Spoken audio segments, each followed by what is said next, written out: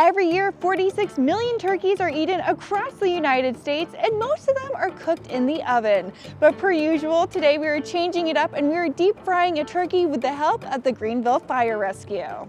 We're here with Chief Anderson at Firehouse 1 Greenville Fire Rescue. Thank you so much for being with us today. Thanks for coming out. So we are learning all about how to safely deep fry a turkey. So what are some of the items and instruments that we need to be successful when doing this process? Well, the first thing obviously is you have to have the turkey, but before we even get that far, preparation is the key to this. So this is not something that you can just decide you want to do this afternoon and go out and get the turkey. This is a 3 to 4 day process, so you got to really prepare. Okay. So the first thing you want to do is obviously you got to have the turkey, but the turkey has to be completely thawed before you fry anything in a deep frying situation. So we want to make sure we've got the turkey. We purchased it several days ago and got it thawed out, so it's ready to go. And then we want to make sure it's patted down, because anytime we inject water into hot grease, it's going to cause it to bubble over and do some things we don't want to do. It's going to be a bad reaction. So the less interaction we can have with the water and the grease, the better.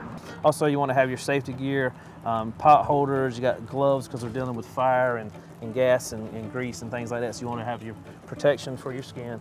Obviously, you want to have the cooking oil and the safety stuff. So like the fire extinguisher that we have here, we always want to have that on site, because anytime you're dealing with cooking oil and cooking fires, most of the time people are going to do this outside and there's water nearby. Most people think if there's a fire, you want to use water. That's absolutely not what we want to do. We want to make sure we have a fire extinguisher or something to make sure we can put the fire out, because a grease-fed fire needs a fire extinguisher and not water, because that'll just spread it out all over the place. What are we going to do with the pot? You mentioned off camera that we're going to fill it up with water and then empty it out. That's correct. So you got to know how much grease to use, because a lot of people make mistakes by just filling the pot up with grease, and they're not allowing for actually when you drop the turkey in, obviously the grease is going to rise to the top of the pot. And the problem most people have is when the grease actually comes over the side and then interacts with the fire, and then you have a bad day. So what we want to do first is we're going to use water as our measuring tool, and we're going to put the turkey in and then see where our grease line needs to be. So what is the next step? All right, so we've got our oil in our pot ready. So the next step is we want to make sure we're going to safely be able to light the oil and heat the oil up. So that's the kind of next step. We've got to get oil heated to 350 degrees before we put the turkey in. First thing I'm going to do is I'm going to open the tank up, and this tank has another regulator on it here where we can kind of slowly turn the gas on. Now before I turn the gas on, I'm going to go ahead and I'm going to get my fire ready to go, and then I'm going to slowly increase the gas.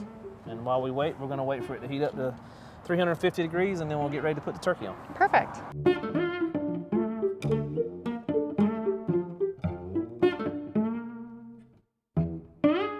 So we prep the turkey. What is the next step? First thing is, obviously we talked about our protective equipment. We want to put on some long gloves that'll prevent any splatter. But what you don't want to do is drop it into the grease. We're going to have to lower it very slowly. Okay. So you want to be careful about that. So you'll notice here, if you overfill it, the grease will start running over the side, and that's absolutely what you don't want, because that's what will cause a fire. So you'll notice now, if you slowly lower it in, and notice how the grease is now not bubbling over the side, and this is the proper way. This is what you want it to look like when you do it the right way and it's measured out properly.